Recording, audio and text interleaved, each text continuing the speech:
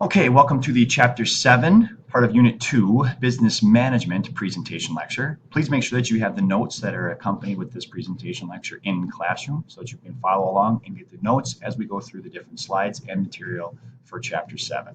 All right, so let's get started in business management. When it comes to management functions and business management in general, there are some key terms that we need to know. First of all, management. Management is the process or functions of planning, organizing, leading, and controlling. We are going to be talking extensively about planning, organizing, leading, and controlling. You need to know those four functions of management to be able to recite them in your sleep. The first function of management, which is planning, this is the act or process of creating goals and objectives as well as the strategies to meet them. Possibly the most important function of management because this puts the plan in place. This gives us the roadmap of how we are going to accomplish our goals and objectives. Organizing is the next function. Once we have a plan in place, we're going to need resources in order to accomplish our task. So within the organizing function, the resources are arranged in an orderly function in order to accomplish the goals and objectives that were set in the planning phase. Now within organizing, there has to be a hierarchy of who reports to who, so different tasks can be delegated and different processes and goals and objectives can be worked on and accomplished. An organizational chart is used, which is a chart that shows how the firm is structured and who is in charge of whom. Top level managers, a manager who is responsible for setting goals and planning for the future, as well as leading and controlling the work of others. This is the boss of all bosses. This is the individual who is going to be delegating and sending down tasks to be accomplished by other managers in order to meet goals and objectives. Okay, the middle manager. This is a manager who's going to carry out different tasks that have been delegated to him or her by the top manager. So you can kind of see how the hierarchy of who reports to whom is starting to fall into place.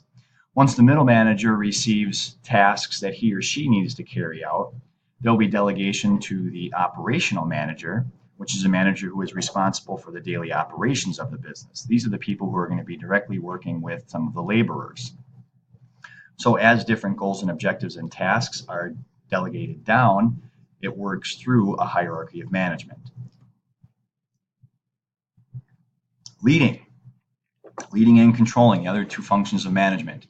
Leading, providing direction and vision. Many different philosophies, many different processes, many different approaches to leading.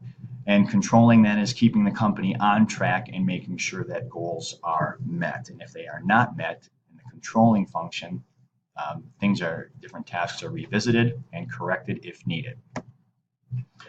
All right, so if a firm has employees, then it must have some type of management. Remember, when we talk about management as the process or functions of planning, organizing, leading, and controlling. You need to know those four functions. Don't forget them, repeat them, know them, say them in your sleep.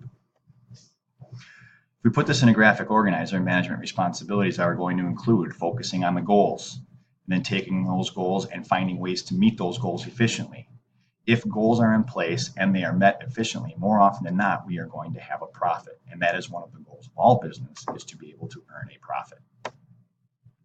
The four functions, again, planning, organizing, leading, and controlling. Here's the thing with a lot of managers. Some managers may primarily focus on only one or two of these functions. However, the greatest of managers are able to address all four efficiently and effectively. When it comes to the different functions, these are some of the things that are going to take place in each function. Planning is objectives, long and short term, and then plans for meeting them. Organizing, getting the resources together in order to meet those goals and objectives. Controlling, this is now putting the process in place, the standards of work, evaluating performance, solving problems for certain tasks, and then making corrections to the plan if needed in the controlling function. And then finally, leading. Getting all of the parts of the puzzle to work together to meet a goal and objective. Influence, guiding, and directing people under one's management to carry out their assigned tasks. Now, when it comes to the four functions of management, there are definitely challenges to being able to be a good manager. A challenge for many managers is dealing with multiple objectives, each at a different functional level. How do you handle that? One of the best processes or approaches is in place is delegate. Hire good managers underneath you and be able to delegate certain tasks so that they can carry out those tasks in order to meet those goals and objectives. Communication is one of the utmost importance. when it comes to the management functions and being able to deal with these different managers and employees. So communicating with them at all times is going to help assure that all of those objectives are met. Planning, the next phase, or I should say the first phase, the active process of creating goals and objectives. Okay, very important, probably the most important. The plan has to be in place, the roadmap has to be in place before any other functions can be executed. Organizing, getting the resources, arranging them in orderly function to accomplish those goals and objectives, as well as delegating down to different managers in order to put the organizing aspect of the function of management in place and get it operating properly.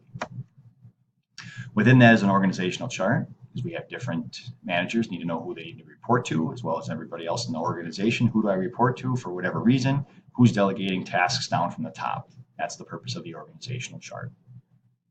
A top-level manager, the boss of bosses, manager who is responsible for setting the goals, planning, as well as future leading, controlling the work of others. The top-level manager is responsible for all four functions. However, as mentioned on a previous slide, sometimes they are not as good in other functions, and they focus on just one, two, or three of them. Middle manager, various departments in a business. Manager who carries out the decisions of the top managers. So once it's delegated down to them, then they might delegate it down to operational managers. Operational managers is a manager who is responsible for the daily operations of a business. This comes from their boss, which is the middle level managers, which are sent down tasks to the operational manager, down to the laborers, in order for tasks to get completed and goals and objectives to be met. Leading, setting standards, delegating work, enforcing policies, resolving conflicts, providing direction and vision. Many different approaches to leading. There isn't one correct way. However, the only way that you know if you are leading effectively is if followers are following and tasks and goals and objectives are being met. Good leaders will lead by example. They will show the different characteristics of being a good leader. They will show respect, honesty, loyalty, courtesy, strong work ethic, good motivator, good initiative, cooperation, as well as punctuality. Displaying and illustrating these characteristics are great ways of being able to lead and get people to follow. Controlling, keeping the company on track and making sure that goals are met. So this is where, again, we go back and review our plan, are our goals and objectives being met? If not, why? Get it corrected, move on. When it comes to controlling, aspects or characteristics of controlling are going to be keeping track of budgets, schedules, monitoring the quality of products and services, as well as reviewing employee performance, tracking corrective action if needed if goals and objectives are not being met, and then also dealing with the customer and meeting their needs in order for good customer satisfaction. All right, that concludes section 7.1. Let's move on to the content for 7.2. All right, so when it comes to 7.2, let's take a little bit of a deeper look into different ways of putting together organizational charts to determine who reports to whom. There's a couple of different organizational chart process or approaches that can be used. Line versus line and staff authority. Line authority and organizational structure in which managers are one level, they are in charge of those beneath them. Now, line and staff, slightly different, an organizational structure with a direct line of authority, as well as staff who advise the line personnel. All right, so that might be a little bit hard to grasp in terms of just reading the definitions. We'll get into more of it in just a bit. Centralized versus decentralized organizations. A centralized organization is an organizational structure which authority is with top management, just the boss of bosses, who basically is going to put goals or delegate goals and objectives down. That's your CEO. A decentralized organization, an organizational structure that gives authority to a number of different managers, more of a broad-based organizational strategy. All right, some more key terms for section 2, departmentalization, an organizational structure that divides responsibilities among different units or departments. Some of you who might have part-time jobs might see some type of departmentalization in your place of employment. Entry-level job, which most of you probably have as part-time workers, is going to be a beginning level or beginner level position. All right, line authority versus line and staff. Let's take a look at the advantages. It's an authority that is clearly defined. Everybody knows who they report to. And then a review of the definition of line authority is on the right. Line and staff authority. is an organizational structure in which has a direct line of authority as well as staff who advise the personnel. The advantages of using this type of a strategy or this type of an authority structure is that it enables managers to get advice. They're not working based off of their own input. They are getting input from other resources or other colleagues, other sources in order to be able to lead in a more effective manner. All right, here's an example of a line and staff authority organizational chart. In this case, you have the entrepreneur or the manager, possibly the CEO, going down to the assistant manager. Kind of off to the side there is bookkeeper and personnel manager. These two individuals, that might be HR and it might be accounting, are going to give input to the manager in order to make decisions. The assistant manager then is going to oversee different departments, say the purchasing, warehouse, and sales manager. And then within those different areas, now we might have buyers, warehouse employees, warehouse manager now looking at the laborers, and the sales manager looking over sales reps. So there's a structure in place there of who reports to who, and it's very clear cut as to where you need to go. Decentralized organization, international businesses, believe it or not, and it's not necessarily, I don't want to say it's not common in the United States. It is common, but more often than not, you're going to find them in international businesses. Departmentalization, putting the different areas of your business into departments, an organizational structure that divides responsibility among specific units or departments. Like I said, if you have a part-time job, chances are you experience some type of departmentalization.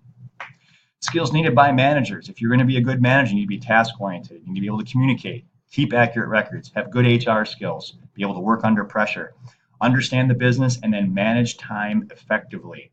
All skills needed. If they can be mastered, chances are this person is a good manager. When it comes to advantages of being a manager, okay, there are disadvantages as well. Let's take a look at the advantages. More control over time, greater influence, prestige, respect, as well as more money. So with more money comes more responsibility. But with that responsibility comes other attributes and benefits as well. When it comes to disadvantages, blame when things go wrong, pressure, and mistakes can be costly. So with the good comes the bad, as in any situation. Managers are no different. And that concludes the presentation lecture for Chapter 7. Please, if you need to, make sure that you go back and review all of the slides and content in order to get the notes, and then turn those in on Classroom once you have them complete. I will see you next time we meet in class.